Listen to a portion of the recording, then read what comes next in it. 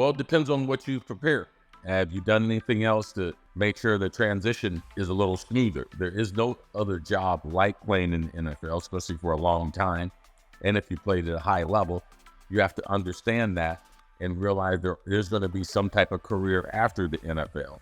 And, to me, I did a lot of broadcasting in NFL Europe, hosting my own shows, volunteering at the Super Bowl for the major networks to get some reps, doing TV shows before I retired. So I already had a resume. Well, I think that there's an opportunity, but there's only a few sports that can mimic the skill. And there are people, I think that Australian rules football, there's some crossover, professional soccer, there's some crossover in the kicking games. And then the last one is basketball. If a guy has typically between 6'4" to 6'7", and he wants to play tight end, that's probably the best transition into being a tight end in the NFL.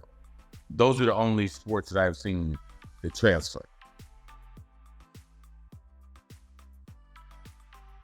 Well, every year, 20 to 25% of the players are new on every team.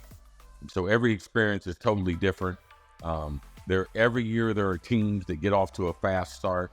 Typically, they just don't have the veteran nucleus that Philadelphia has when they can't get it turned around. So we've seen teams do it before, typically not a team that has gone to the Super Bowl. But if you look at the teams that have gone to the Super Bowl and lost, they have not been very successful that following season. So the mental anguish of losing the biggest game in the world, a shorter off season, those things have not led people to success. If you look at the recent Super Bowl losers, they just don't bounce back. So Philadelphia now is in that category.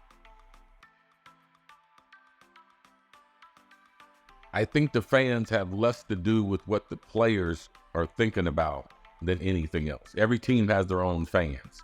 So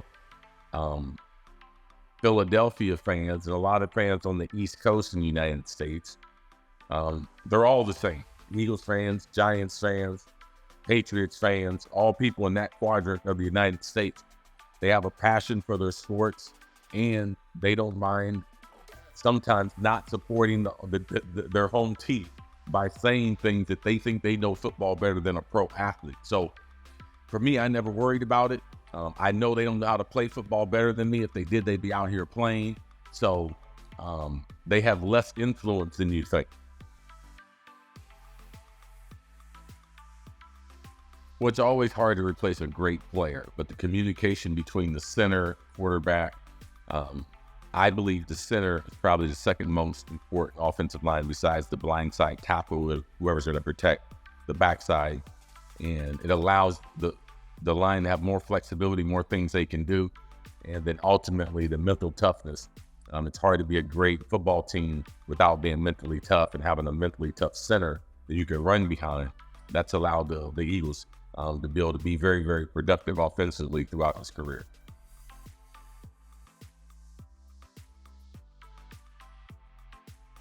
Well, they've done a good job as far as drafting at the position.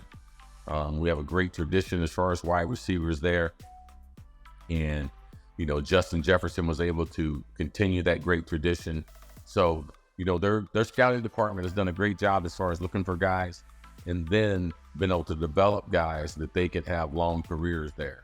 So that it's what they do and what they're looking for.